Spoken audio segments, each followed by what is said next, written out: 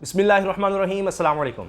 अभी भी पाकिस्तान में एतजाज़ अहसन साहब का बयान सबसे बड़ी खबर बना हुआ है, जो उन्होंने शरीफ ख़ानदान को रिलीफ के हवाले से जो इल्ज़ाम लगाया है, जो मुजरिम वाली बात की है कि किस तरह से इनको डील मिल जाती है। उन्होंने ये भी कहा कि मैंने एक सीनियर जज से ये बात पूछी एक तकरीब में कि बताएं कहीं ऐसी मिसाल मिलती है कि किस तरह से नवाज शरीफ को, शरीफ ख़ानदान को रिलीफ दिया जा रहा है।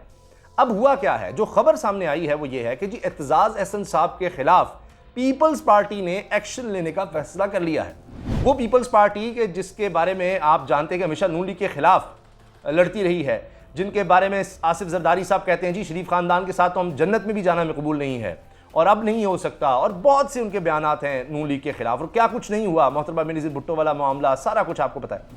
तो आज किस लिए कह रहे हैं कि जी हम एतजाज़ अहसन को उसकी पार्टी रुकनीयत ख़त्म कर रहे हैं कि वो नून लीग के खिलाफ क्यों बोला है। आप सोचिए, ज़रा सोचिए। अच्छा, एतजाज़ अहसन साहब बानी रुकनों में से हैं, बानी अराकीन में से हैं, पीपल्स पार्टी को जिन लोगों ने बनाया उनमें से हैं। तो पीपल्स पार्टी उनको निकाल कर क्या करेगी, क्या साख रह जाएगी। और ऐसा शख्स जिसको अभी हाल ही में उन्होंने तो सदर का उम्मीदवार भी बनाया था। अब कहानी कुछ और भी है, ये नहीं कि पीपल्स पार्टी इनके खिलाफ एक्शन ले रही है एतजाज़ अहसन के खिलाफ। एतजाज़ अहसन साहब खुद पीपल्स पार्टी से कितना दूर हो चुके हैं, ये आप हाल ही के उनके बयानात को देख लीजिए। खुद एतजाज़ अहसन साहब ने एक अरसा कबल चंद साल पहले बताया था कि इमरान खान साहब की तरफ से उनको ऑफर आई कि वो तहरीक इंसाफ को ज्वाइन कर लें, एतजाज़ अहसन साहब। अब एतजाज़ अहसन साहब पर इल्ज़ाम क्या है कि जी वो इस तरह की बातें कर रहे हैं जिनका फ़ायदा तहरीक इंसाफ को हो रहा है, वो तहरीक इंसाफ की विकेट पे खेल रहे हैं, वो तहरीक इंसाफ के लिए बात कर रहे हैं, ये उन पर इल्ज़ाम लगाया जा रहा है। और अब ये सब जानते हैं कि एतजाज़ अहसन साहब तहरीक इंसाफ के बहुत करीब हो चुके हैं। उनके बयानात की बात करेंगे और उनके खिलाफ जी उनकी सेंट्रल एग्जीक्यूटिव कमेटी, हत्ता के पार्टी रुकनीयत और उनके खिलाफ क्या क्या इल्ज़ामात लगाए जा रहे हैं। लेकिन भूंचाल तो उन्होंने पैदा कर दिया। और एतजाज़ अहसन साहब कितनी बड़ी शख्सियत है, एक तो उन्होंने बताया कि बानी रुकन अराकीन में से हैं पीपल्स पार्टी के, फिर सेंट्रल एग्जीक्यूटिव कमेटी के मेंबर होना, सदारती उम्मीदवार होना पीपल्स पार्टी की तरफ से, और उनके लिए एक बड़ा बेनज़ीर भुट्टो का साथी, फिर उनके लिए यानी अहम तरीन वकील, और वैसे सियासी और आइनी और कानूनी तौर पर बड़ी शख्सियत। इतनी बड़ी शख्सियत कि राना सनाउल्लाह साहब से भी जब ये पूछा गया, हामिद मीर साहब ने प्रोग्राम में पूछा वज़ीर दाखिला राना सनाउल्लाह से कि जी आपने आज़म स्वाति के खिलाफ जो एक्शन लिया जिस बात पर, एतजाज़ अहसन ने तो वो बात की थी, जुर्म की तो उन्होंने भी बात की थी, तो कहा जी उनका ज़हनी तवाज़ुन ठीक नहीं है। यानी वजह क्या है कि राना सनाउल्लाह कह रहे हैं उनके खिलाफ हम एक्शन नहीं ले सकते। भाई वकला में उनका एक मकाम है, इसलिए इनको डर लगता है कि जी हम तो एतजाज़ अहसन पर हाथ नहीं डाल सकते। आप सोचिए, क्योंकि वकला एक बड़ी ताकतवर एक तंजीम या बॉडी है, एक हल्का है वकला का। और पहले आपने देख लिया मुशर्रफ दौर में किस तरह वकला तहरीक चली थी, तो उस खौफ से भी, और उसमें भी आगे आगे एतजाज़ अहसन थे। इस वजह से ये एतजाज़ अहसन के खिलाफ एक्शन नहीं ले रहे। लेकिन एतजाज़ अहसन का तहरीक इंसाफ की तरफ आना, उनके बयानात वहीं पर उनका खड़ा होना, और शरीफ खानदान के खिलाफ जिस तरह के बयान दे रहे हैं कि जी तली पर लिखे हुए सारे केसेज हैं, ये कैसे इनमें बरी हो रहे हैं, कैसे इनको ये डील मिल रही है, सारा कुछ कैसे हो रहा है। फिर एतजाज़ अहसन साहब ने तो यहाँ तक कह दिया, क्योंकि वो उनके पूरे बयानात हैं कि पाकिस्तान में कभी भी कुछ हो सकता है, कभी भी चेंज आ सकता है, तो वो अब देख रहे हैं जिस तरह उन्होंने राना सनाउल्लाह को ललकारा कि भाई तुम जो समझ लो कंटेनर लगा के तुम रास्ता रोक लोगे, तुम तो खुद उसके अंदर बंद हो जाओगे। और ये भी कहा एतजाज़ अहसन ने कि क्या पता नवंबर में इमरान खान आ जाए, क्या पता नवंबर में इमरान खान आ जाए। ये एतजाज़ अहसन साहब ये बात कर रहे हैं। तो आप सोचिए कि मामला किस कदर आगे जा चुके हैं। अब पहले तो पीपल्स पार्टी ने जो खबर छपवाई है वो ये कह रहे हैं पीपल्स पार्टी की तरफ से कि जी पीपल्स पार्टी ने अपने बानी रुकन एतजाज़ अहसन के खिलाफ कार्रवाई का फैसला किया है। पीपल्स पार्टी ने एतजाज़ अहसन की सेंट्रल एग्जीक्यूटिव कमेटी और पार्टी रुकनीयत मुअत्तल करने का फैसला किया है। अब ये जो खबर आई, पहले जो खबर आई वो ये थी। फिर जनाब इसके लिए क्या जी, पंजाब की एग्जीक्यूटिव कमेटी आज ही सिफारिशात पार्टी के जनरल सेक्रेटरी को भिजवाएगी। एग्जीक्यूटिव कमेटी के आज इजलास में एतजाज़ अहसन के बयानात के खिलाफ करारदाद मंजूर की जाएगी। इन्हें पंजाब एग्जीक्यूटिव कमेटी की तरफ से शो कॉज नोटिस भी भिजवाया जाएगा। एतजाज़ अहसन के खिलाफ कार्रवाई का फैसला आसिफ जरदारी की हिदायत पर किया गया है। अब ये देखिए कि बानी रुकन के साथ जो होना है वो फैसला आसिफ जरदारी करेंगे, लेकिन एतजाज़ अहसन तो अपनी बात पर कायम है। वो कहते हैं कि जी मुझसे जब पूछा जाएगा मैं जवाब दे दूंगा, लेकिन मैं अपनी बात पर कायम हूँ, बयान पर कायम हूँ, जमहूरियत शरीफ खानदान से जुड़ी हुई नहीं। एतजाज़ अहसन साहब ने कहा है कि भाई जिसने जो कहना है करना है कर ले, जमहूरियत तो शरीफ खानदान का नाम नहीं है। और वो ये भी कहते हैं कि जी 1985 में कोई सोच सकता था कि शरीफ खानदान इस तरह से यानी हुकूमतों में आ जाएगा, ये सब कुछ हो जाएगा। इसी तरह वो कह रहे हैं इमरान खान साहब नवंबर में आ सकते हैं।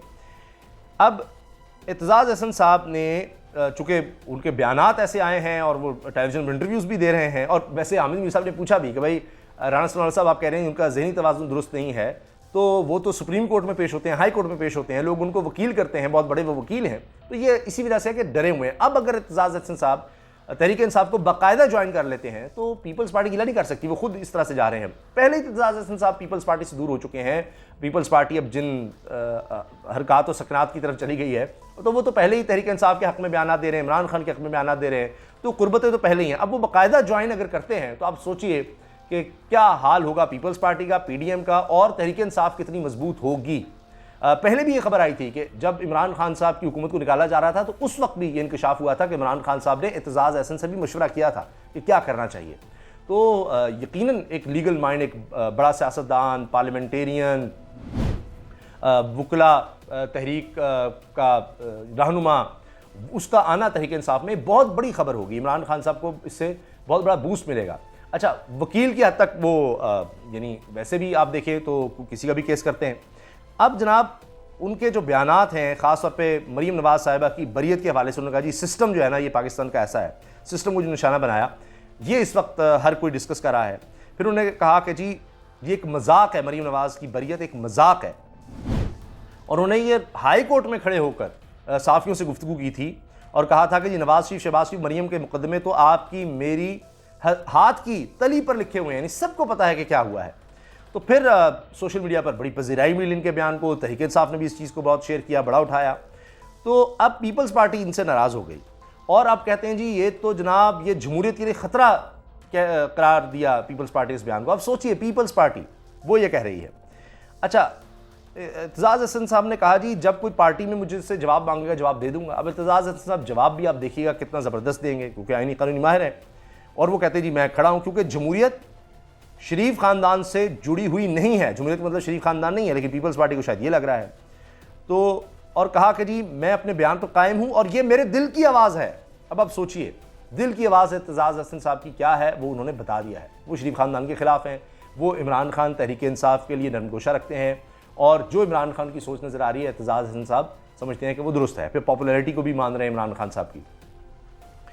अच्छा, अब पीपल्स पार्टी ने क्या किया है, उन्होंने पहले देखिए कहाँ एतजाज़ अहसन बानी और सदारती उम्मीदवार 2018 में रहे, और उनके खिलाफ बंदा बात क्या कर रहा है, कौन कर रहा है जी, कायम मुकाम वस्ती पीपल्स पार्टी के वस्ती पंजाब के कायम मुकाम सदर राना फारूक सईद ने कहा है जी एतजाज़ अहसन पाकिस्तान में जमहूरियत ख़त्म करने के लिए इमरान खान के साजिशी टोले का मुकम्मल हिस्सा बन चुके हैं। यानी पीपल्स पार्टी मान रही है कि जी वो तो इमरान खान के हो चुके हैं।